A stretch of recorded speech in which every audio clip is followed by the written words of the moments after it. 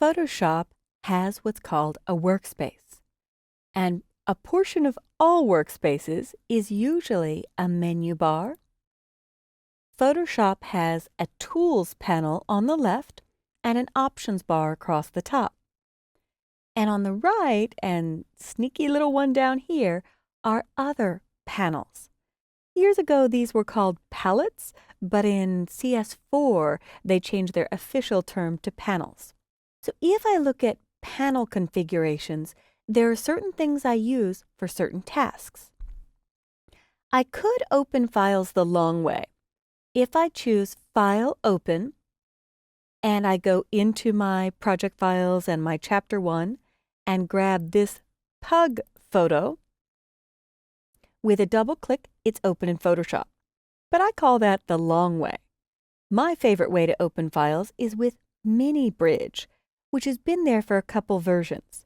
But I did leave this warning here to let you know that Adobe Bridge ships with Photoshop, and it's a separate application that you could launch that works with all of the Creative Suite or Creative Cloud products. So I can launch Adobe Bridge myself because I have a shortcut on my dock, or you could launch it, and I could come back to Photoshop and just tell it that it's launched. When I clicked Launch Bridge, it would have done it for me, but I wanted to show you opening it. It gives me the path for my hard drive. So I'm going to go into my hard drive and into my home folder, and on my desktop, I have my project files.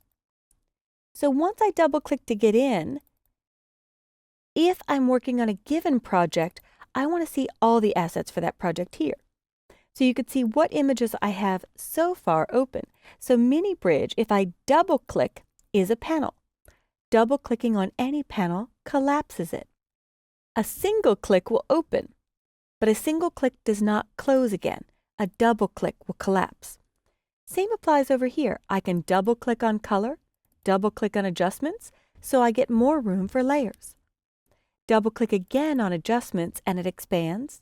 Double click again on color and it expands. And one tap on Mini Bridge opens it. And I noticed that I have a New Orleans folder there. If I double click to get in the New Orleans or New Orleans folder, I could see all of the images that are in that given folder, and I could make it much bigger. There's a lot of options for Mini Bridge. What I wanted to reinforce is there are tasks that I may complete in Photoshop that are very different on a given day. Most days, I'm just doing photo correction. However, I might be doing video editing or 3D. So under your window menu on both platforms is Workspace, and I could choose 3D. Now that's not a task for me today, so I will go back to Window, Workspace, and Essentials, which is the default workspace. In addition, when you launch Photoshop, if you locate the word Essentials on the upper right corner, that is your workspace switcher. It's a quick way to get to the typography workspace. If I'm doing a web page mockup or an app mockup for my iPad or iPhone or mobile and tablet, what I generically call devices, I might be using character and paragraph and building styles so I can do global changes. What this brings me back to is the panel configuration is your workspace, and you can create your own workspaces for how you'd like the panels arranged. I'm going to use my workspace switcher to go back to Essentials. And when I'm in Essentials, I'm going to click on Mini Bridge one time to open it and come back up a level to my Introducing Photoshop chapter and open this second pug image because I want to show you a neat little feature. Not only that he's adorable, this is Capone, like Al Capone, aka the Biscuit. But when he listens to my iPod, classical music puts him to sleep. I kid you not. So if I have both pug images open, I might want to see them both at the same time. Your open documents look the same on Windows and Mac. The only difference is the X is on the left on the Mac. That closes your file. On Windows, the X is on the right to close, just like your programs to close with the X is on the right on Windows.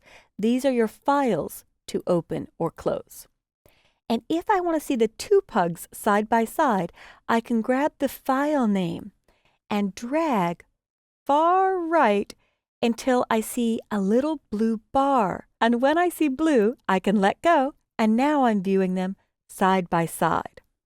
I could use my magnifying glass tool and click once or twice to zoom in. Or I could do what's called a marquee zoom. Click and drag on a given area like the tongue to zoom in. I can also do Window, Arrange, and choose to tile vertically, which is this configuration.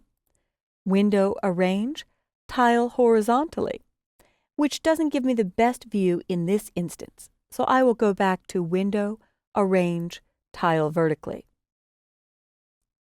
And if I pop back down to Mini Bridge and open up a couple more images, I'll double click on this New Orleans shot, and I will leave it at that. I'll double click on Mini Bridge to get it out of the way. Under Window, Arrange, now I have more lit up workspace options.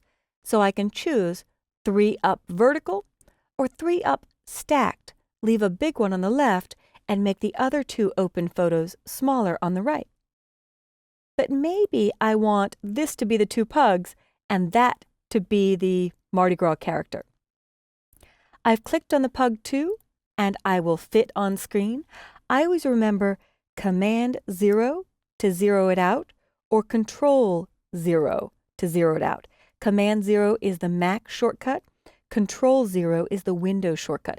And that works in Photoshop, Illustrator, InDesign, and Acrobat. So if you like to use keyboard shortcuts, that's a great one to learn. But what I could do is drag the New Orleans shot here in with the pug, so one is behind the other, and I'm clicking on each title bar to bring them forward or back, and then take the pug 01 and drag it with this side. But it showed blue around the entire window. This would nest one behind the other. That's what I just did. If I drag a bit higher with the tip of my mouse on the spot where the options bar meets the image, it'll be blue, and now I get pug on top, pug on bottom. So you have lots of ways to arrange your windows, arrange your workspace, and get warm and fuzzy or comfortable in a working environment for you to begin your Photoshop edits. To finish off, I'm going to choose Window, Arrange, and Consolidate All to Tabs. And what that will do is stack one behind the other.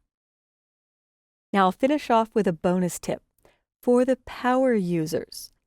On the Mac platform, to bring one window forward or back, I use Command and the tilde key. That's the little squiggly line to the left of the number 1 on your keyboard. Command tilde is toggling between Pug 1, Pug 2, and New Orleans. On Windows, that's Control Tab. So I'd hit Control Tab to go to Pug 1, Pug 2, and New Orleans. And I'll finish it off with the last shot of my pug and encourage you to get out there, take a look at Window Workspace, Window Arrange, and even see if you can get savvy with your mouse and drag and drop to do your own custom window arrangements. This has been your tour of the Photoshop Workspace and the Workspace Switcher.